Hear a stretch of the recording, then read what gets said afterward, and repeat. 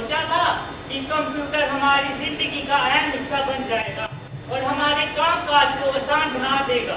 क्या आज से 20 साल पहले किसी ने सोचा था कि इंटरनेट हमारे जीवन को इतना आसान बना देगी कि एक बटन दबाने से ही सारी संसार की जानकारी हमारे पास होगी?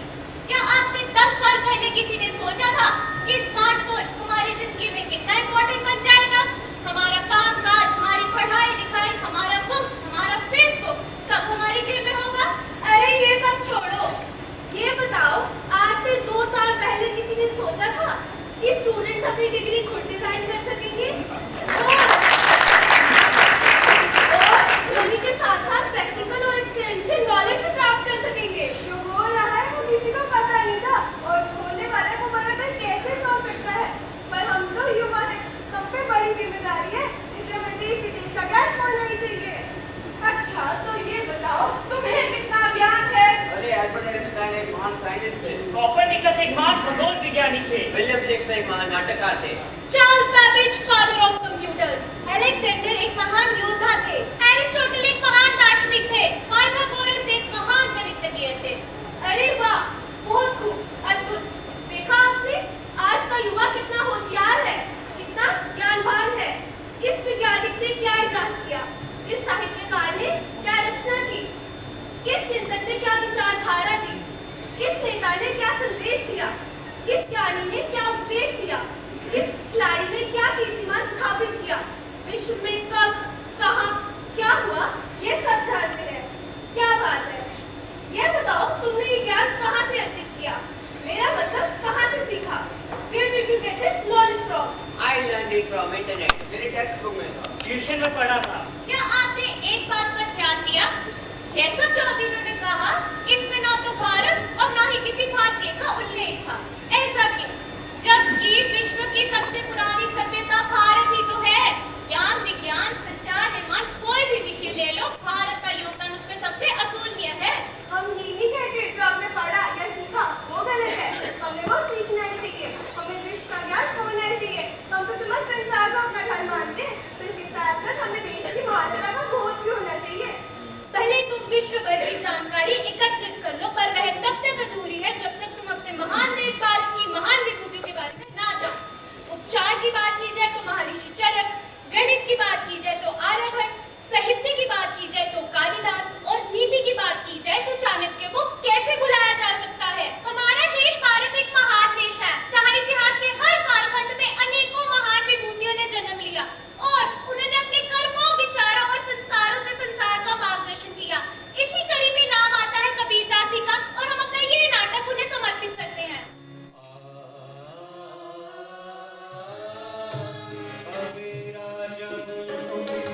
पैदा हुए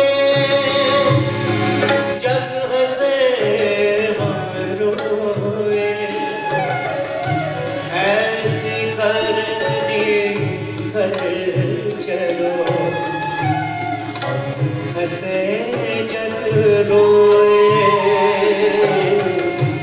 हम हंसे जग रोए। कबीरदास जी प्रसिद्ध भारतीय कवि और संत थे। उनके लेखन ने हिंदू धर्म के भक्ति आंदोलन को बहुत प्रभावित किया। आज वे हिंदू धर्म, सिख धर्म व इस्लाम धर्म में एक महत्वपूर्ण व्यक्ति माने जाते हैं। वे वाराणसी में जन्मे थे और धर्म की निरर्थक प्रथाओं पर बेबाकी से सवाल उठाया करते थे। उनके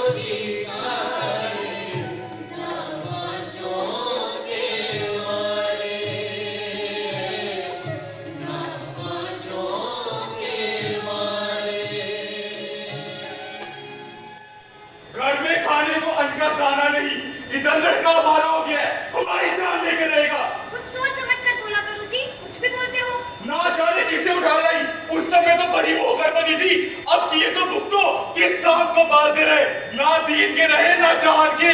आए दिन तुम मुझे गाली देते रहते हो, कबीर का भी कहता है घर छोड़कर चला जाऊंगा, तुम दोनों मुझसे परेशान रहते हो। अब की बात आ गया ना, उसके तल नहीं तोड़ दूंगा, उसे घर से ही नहीं निकलने दूंगा। इसे हमें अल्लाह ताला ने दिया है, खबरदार जब अपने मुझसे एक शब्द कहा तो। उस दिन जब तुझे उठाना ही, तभी मेरी बाई आंख फटकी थी, मेरे दिल के अंदर से आवाज आई थी, नूरा भूल कर रहे हो, पर तुम मेरे सर पर सवार होगी, मैं क्या करता?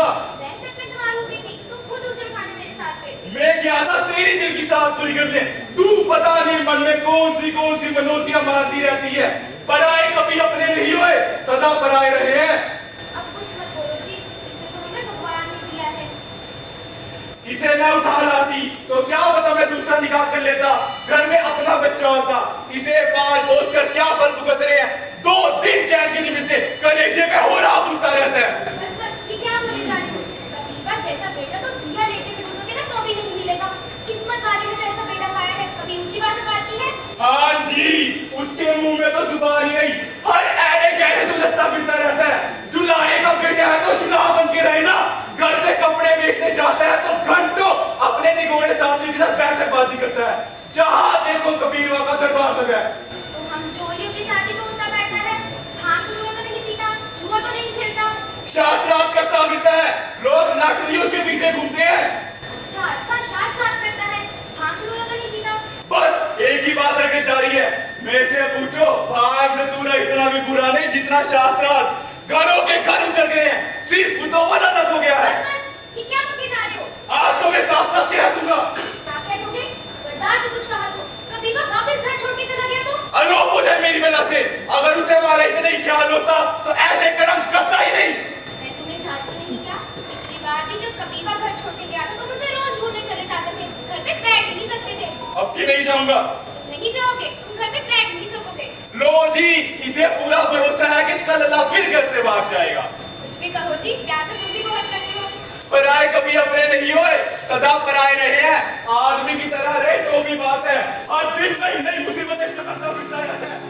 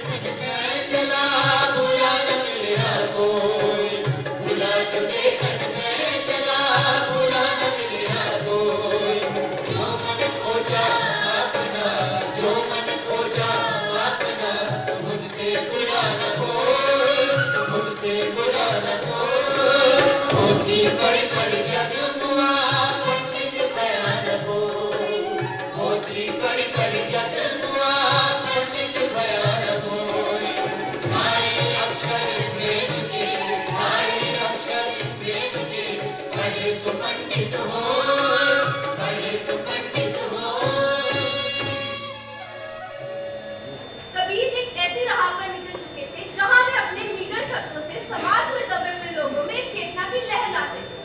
उनकी कविता या कहे तो दोहे ऐसे लोगों में एक नई अनुभूति का सृजन करते थे, जो कि कुछ लोगों को रास नहीं आता। और वो लोग सिर्फ बोलते ही नहीं थे, करते भी थे।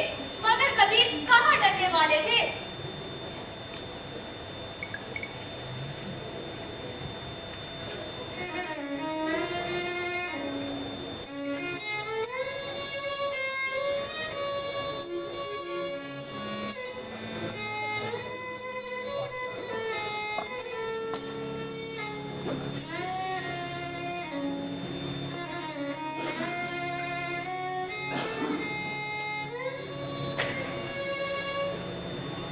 कमजोर जुलाहे, दीन की तौहीन का है। ऊपर खुदा और नीचे आप मौलवी साहब। मैं तो मुल्ला से केवल इतना पर कह रहा था कि जरा ऊंची आवाज में अजान दे, आवाज 7वें आसमान तक तो पहुंचे। खुदा सब सुनता है मौलवी साहब। चींटी के पग नेवर बाजे, सो भी साहिब सुनता है। तेरी खैर नहीं, तेरे बाप नूरा की वजह से हम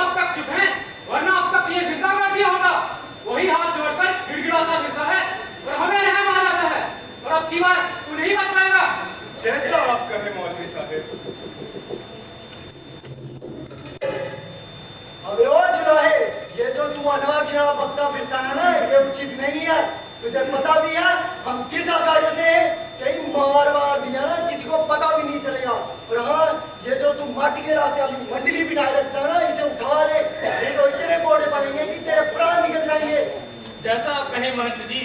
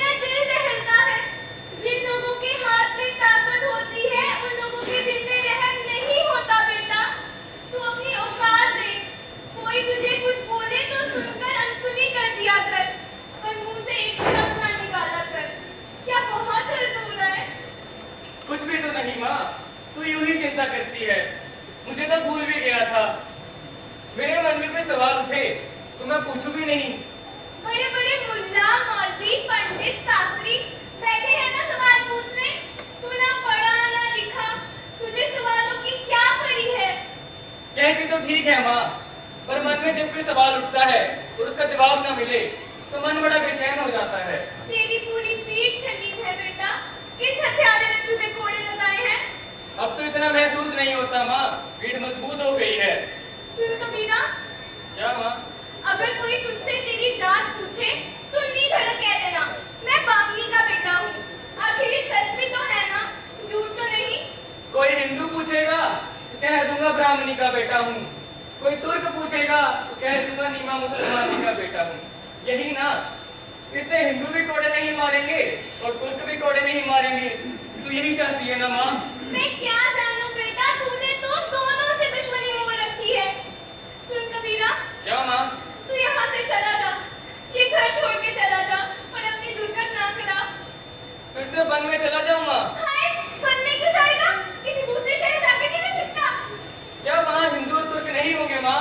मैं तेरे भले के लिए कह रही हूँ बेटा, ये तीर्थ है, ये धर्म का गढ़ है। यहाँ जगह जगह पर मंदिर है, मस्जिद है।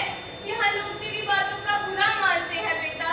तू खुद ही मुझे घर से निकाल रही है माँ। मैं तुझे निकालूंगी? किसी दूसरे शहर रहेगा तो कम से कम आराम से तो रहेगा, तुझे कोड़े तो नहीं पड़ेंगे। वहाँ जाकर अपनी खट्टी लगाना। मैं तो कहती हूँ ब्याह करके चला जा, अपनी लुगाई को भी साथ ले जा। क्या वहाँ मेरे मन में सवाल नहीं उठेंगे माँ? मैं तेरे भले के लिए कह रही हूँ बेटा, चुपचाप अपना धंधा करो, बुनाई कटाई करो। तुम्हें क्या पड़ी है लोगों से झगड़ा टिड्डा मोल लेने की? बुनाई कटाई तो मैं अभी भी करता हूँ माँ। अच्छा, बुनाई कटाई ही करते तो लोग कैसे उलझते क्यों? तेरा बाबू भी तो बुनाई कटाई करता है, उसे तो कोई कुछ नहीं कहता। मैं किसी से क्या ही कहता हूँ माँ। तू सबसे उलझता फिरता है। मुल्ला मौलवी की आवाज सुनते लोग चुप हो जाते हैं, पर तू उसी रोज बोल पड़ता है। क्या इसका लोग बुरा नहीं मानेंगे? ठीक कहती है माँ। आजा बेटा, तेरे को लेप लगा दूं। सूरज डूबने लगा है, एक और दिन उतरने लगा है। माँ भी यही समझती है कि मैं लोगों को परेशान करता फिरता हूँ। माँ को मेरी पीठ पर बड़े कोड़ों के निशान तो नजर आते हैं, पर मेरे दिल में जो दर्द है वो कोई देख नहीं पाता है। सब समझते हैं कि मैं आवारा हूँ, लोगों से उलझता फिरता हूँ। ए मालिक, आखिर मेरी ये भटकन भला कब खत्म होगी? क्या वापस वनों में चला जाऊं?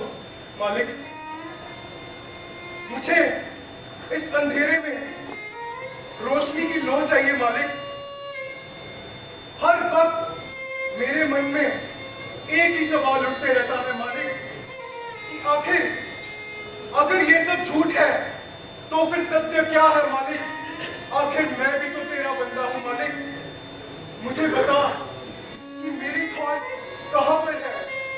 पर्वती पर्वती मैं तेरा नैन जमाए हुए 100 बूटी पाँव नहीं, जाते जीवन गोए।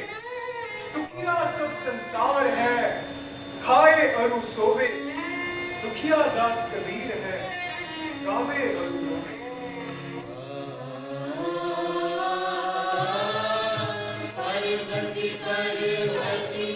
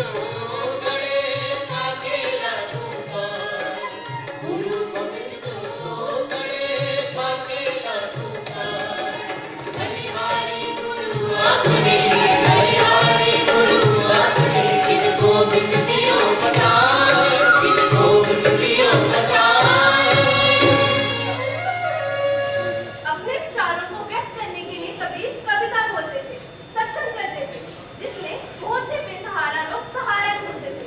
समाज में चेतना तो आ रही थी, पर जिसका नुकसान कबीर, उनके परिवार, उनके साथी या कहे तो उनके अनुयायियों को भुगतना पड़ता था। कबीर की झोपड़ी भी जला दी गई थी, पर कबीर कहाँ किसी के प्रभाव में आने वाले थे। कबीर को लगता था कि उनको साफ कोई से बोलने और अपने विचारों को सहजता से प्रकट करने की धुन सवार है। पर जब उनकी शादी लोई नाम की एक लड़की से हुई तब उन्हें यह एहसास हुआ कि वह अकेले नहीं है, उनके शब्दों में और मन में कोई प्रेम नहीं है।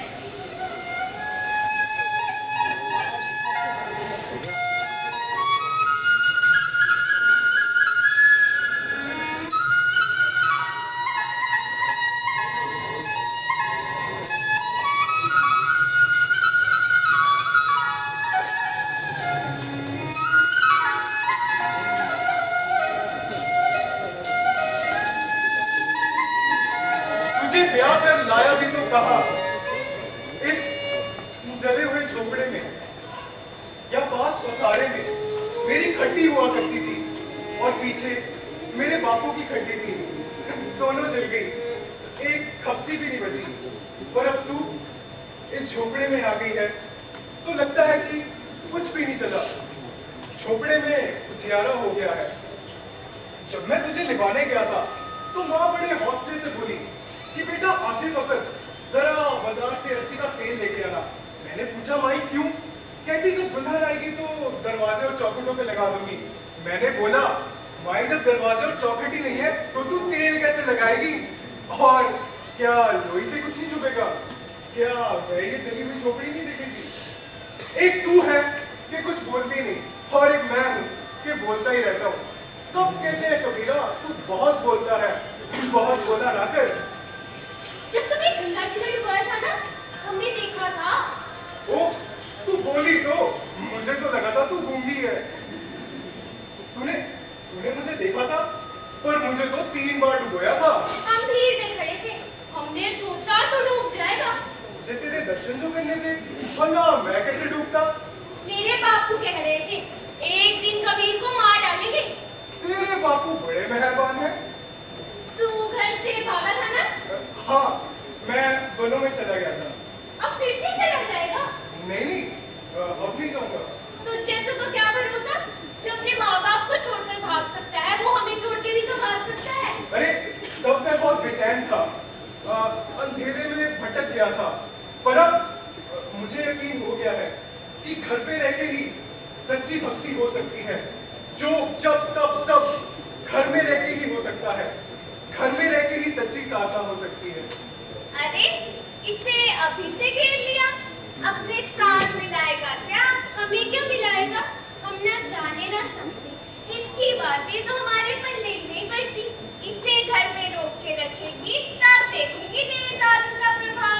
क्यों? ये कोई ढोल ढंगर है जैसे घर में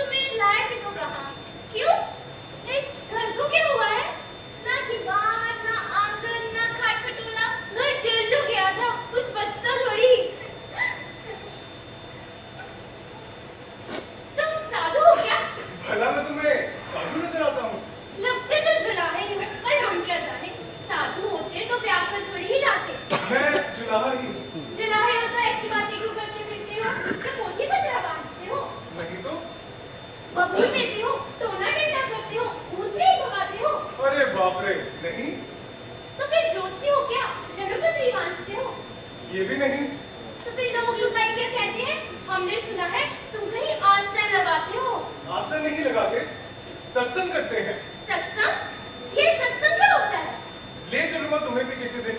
हम लोगों की मंडली जाके सुबह बैठक लगाती हैं। भला हमारा वहाँ क्या काम? मर्दों में हम क्यों जाएं? तुम वहाँ पर करते क्या हो? भगवान का नाम लेते। वही हम कहे साधु हो, अब समझिए। नहीं नहीं, हम साधु नहीं है। साधु होते तो ब्याह क्यों करते?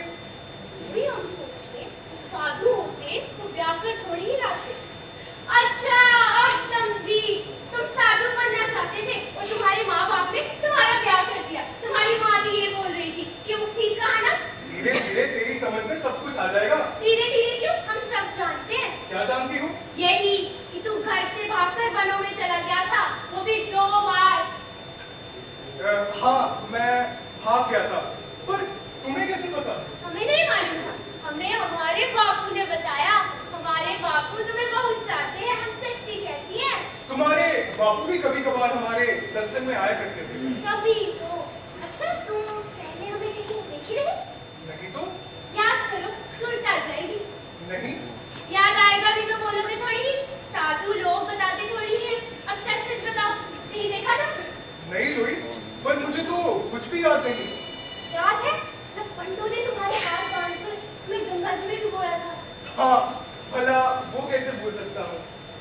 उस दिन हम अपनी सहेलियों के साथ गंगा जी के किनारे चोर महिजनी खेल रहे थे। वहाँ पर बड़ी भीड़ थी। पंडों ने तुम्हारे हाथ बांधकर जब तुम्हें गंगा जी में डुबोया, हमारा कलेजा धक से हुआ। हमसे तो उठा ही ना जाए। पंडों और भी नाव खेलकर नदी किनारे आ गए थे।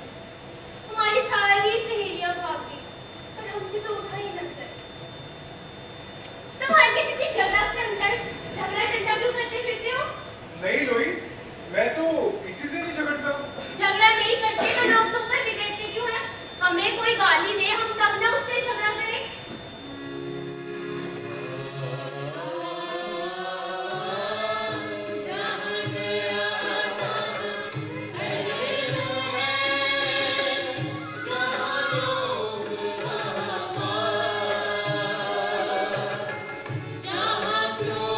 ऐसी बारी बोलिए मन का पागो, ऐसी बारी बोलिए मन का पागो। औरत को शीतल करे, औरत को शीतल करे, आप शीतल हो, आप शीतल हो। कभी रसोई पीर है जो जाने पर भी, कभी रसोई पीर है जो जाने पर भी। जो पर पीर ना जाने, जो पर पीर ना जाने, सो का पीर न पीर, सो का पीर न पीर। उस समय के बादशाह सिकंदर लोधी काशी आने वाले थे। हुकूमत चाहती थी कि किसी को भनक भी ना लगे कि कबीर नाम का एक शख्स एक अलग जगह बैठा है। जब डराने धमकाने से भी बात न बनी, तब लालच दिया गया।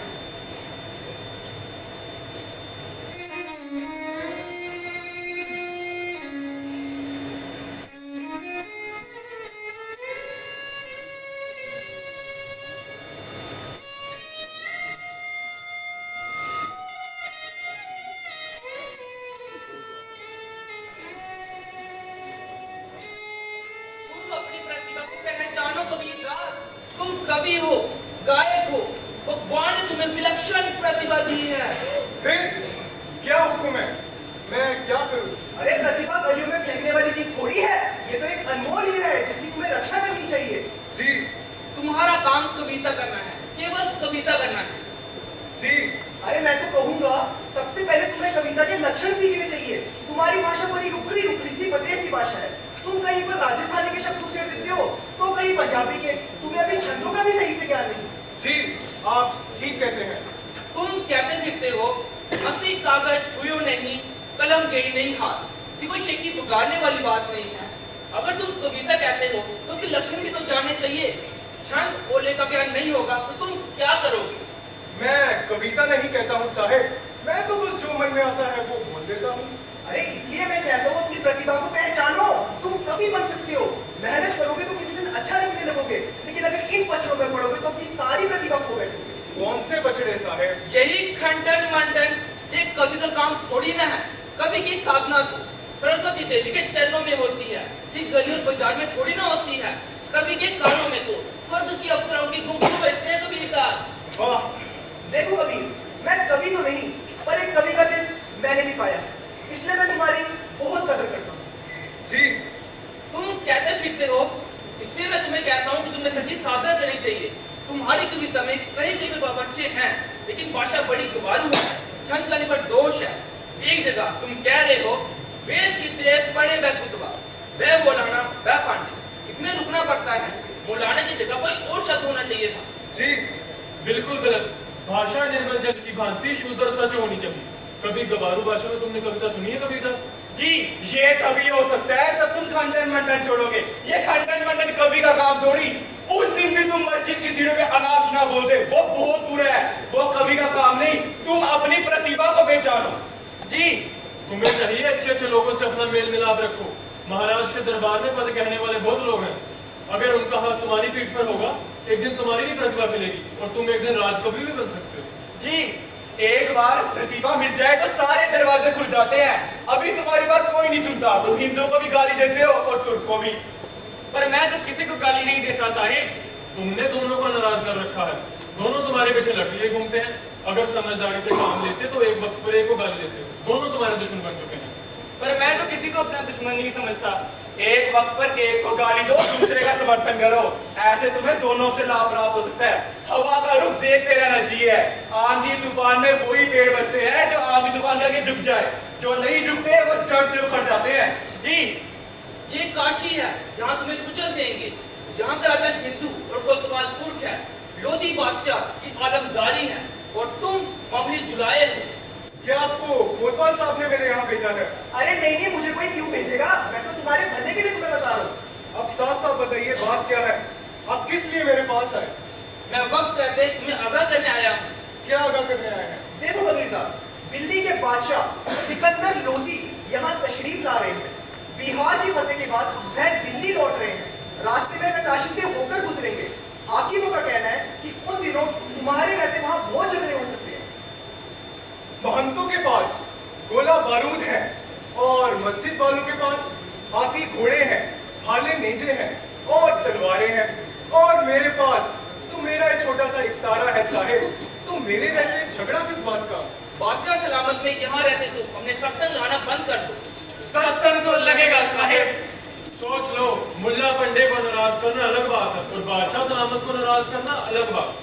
हम तो ठहरे पागल, हम तो अनाप शनाप बकते रहेंगे। तुम इतने बड़े नहीं हुए, तुम अपनी तौफीक पहचानो। मैं तुम्हारी मदद करना चाहता हूँ, अभी भी बख्शे से बच जाओ। तुम्हारी हैसियत ही क्या है? सत्संग तो लगेगा साहिब। सोच लो, हमने जो कहना था कह दिया। कबीरा खड़ा बाजार में लिए लुकाटी हार, जो घर भूखे अपना चले हमारे साथ।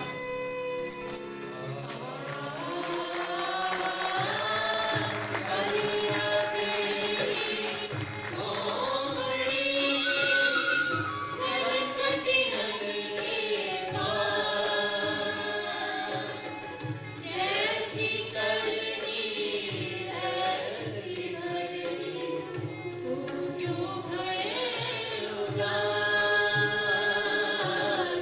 तू क्यों भय उदास। ना लड़े, ना डरे, ना अड़े, पर अपने सिद्धांतों पर हमेशा रह खड़े, ऐसे थे कबीर। जिनके विचारों ने जनमानस में एक नई चुनौती का सृजन किया, ऐसे थे कबीर। जिन्होंने सैकड़ों साल पहले ऐसी बातें बोली जो हजारों साल तक जीवित रहेंगी, ऐसे थे कबीर।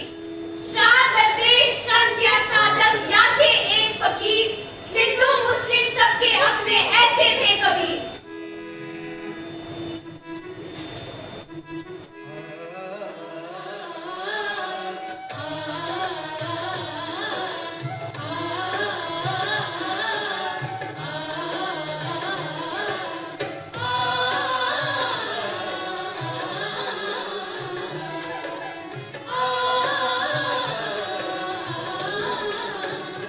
चदरिया जीनी रे जीनी, चदरिया